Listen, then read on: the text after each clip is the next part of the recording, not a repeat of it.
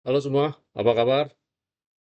Ya, wah ini hari ini sih kacau ya. Kalau bukan karena ada TPIA, IHSG sih hancur. Hancur kenapa?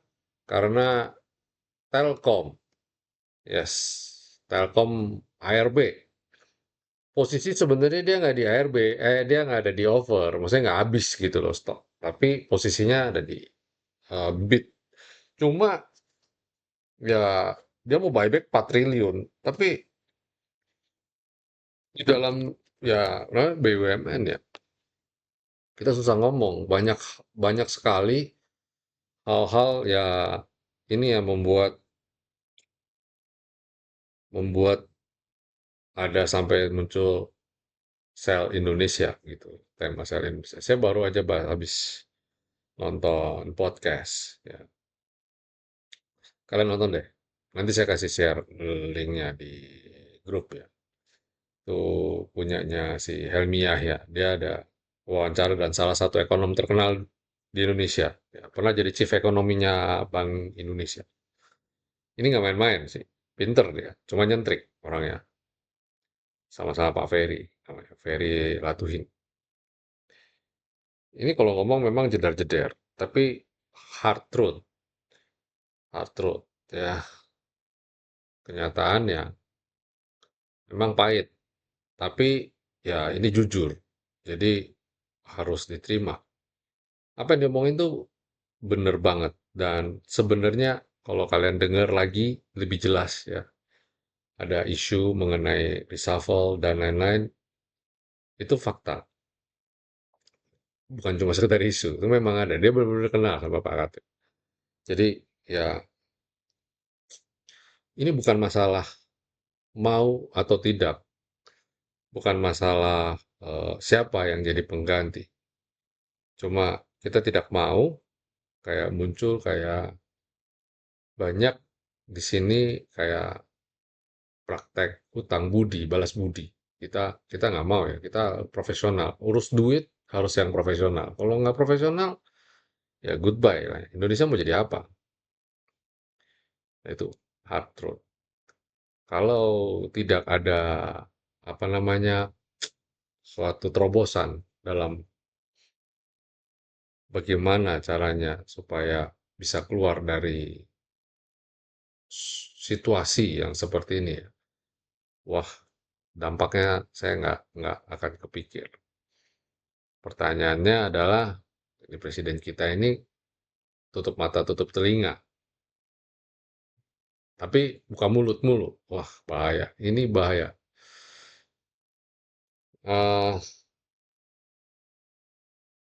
Ya, IHSG sudah di level support banget gitu ya. Kalau kalau kalian lihat ya ini kan kita garis ini sudah saya gambarkan beberapa waktu kemarin gitu ya.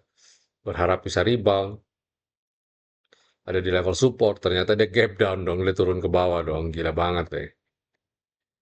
Ya, ini sudah mau mendekati level ketika pandemi waktu itu. Jadi kenaikan sepanjang selama ini ya menguap begitu saja ya. Hmm, ini I think dia sudah nyampe ke level high yang waktu di pandemi di tahun 2020. Nah, kalau tidak ada halangan, ya kayaknya nggak ada halangan sih. Potensi menguji level support berikutnya di bawah sini. Ya, di mana nih? 4.700. Wih, serem men.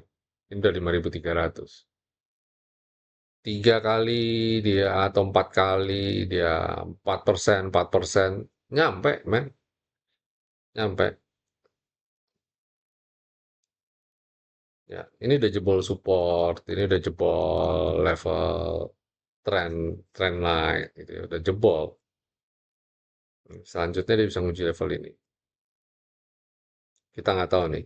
By the way, minggu memang belum berakhir, baru hari Senin. Dan biasanya hari Senin itu cenderung melemah. Jadi don't give up. Ini kan weekly, ini daily. Besoknya kalau rebound, wah, cakep juga. Bisa balik ke 5.700 stabil atau mungkin sideways di level ini.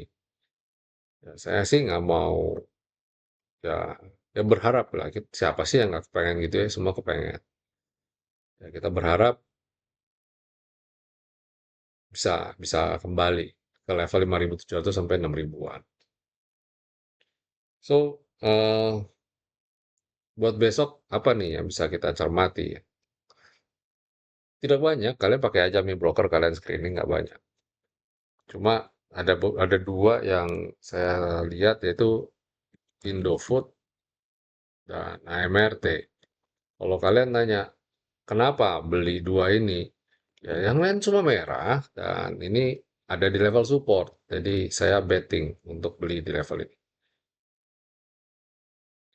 Itu pun kalau kalau besok dia bisa naik di atas high-nya 6.050. Ini kalau Indofood. Kalau dia bisa naik, berarti dia membentuk pola V, ya, reversal, menarik. Nah, terus kalau AMRT dia ketahan di level trigger line kita. Trigger line itu apa? Trigger line itu sektor, ya, volatilitas rata-rata volatilitas sektor. Dia bergerak di berapa dikalikan dengan ya kita punya formula ketemu angka ini. Nah, beberapa waktu sih selalu cukup akurat ya. Jadi support. Jadi kita berharap ini juga bisa rebound. Nah, ada dua lagi yang menarik untuk kalian cermati. Yaitu pertama adalah cuan. Cuan sudah nutup gap. Ya, kurang dikit nutup gap, tapi saya anggap ini udah nutup gap. Ya, dan Petrosi. Nah, kalau ini menarik juga gitu untuk beli. Jadi silakan kalian atur strateginya. Nah, kembali saya bilang, kalau di luar itu kan TPIA.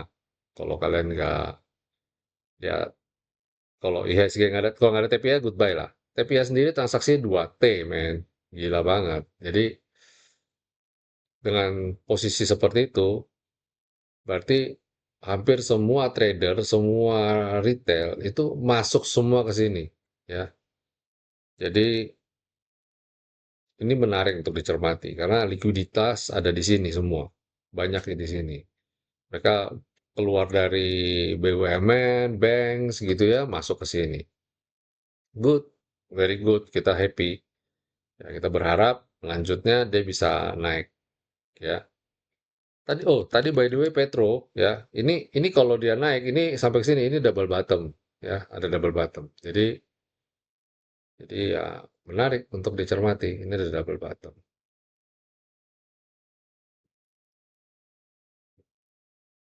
Ya, ini kalau kita bikin pola lagi,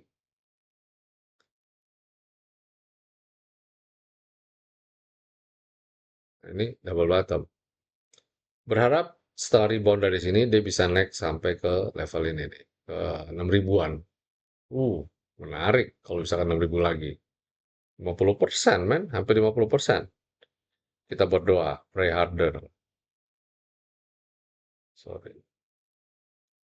Ya, oke, itu eh, jadi di balik masalah sebenarnya tetap peluang ada ya, dan kayaknya kita hanya bisa count on grup PP, nggak bisa ke grup yang lain.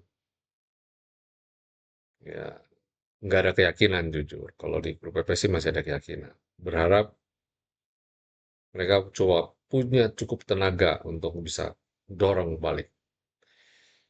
Oke, itu aja dari saya hari ini ya. Tidak mau terlihat skeptis juga, tapi juga tidak mau terlalu optimistis. Jadi ketika saya memaparkan hal yang kurang mengenakan, saya juga tambahin hal opportunity-nya. Oke, yes, sampai jumpa semuanya. Stay safe, stay healthy, stay defensive, keep fighting spirit, and God bless you all. Kita bukan Sari Nosabi. Bye Indonesia. See you semua.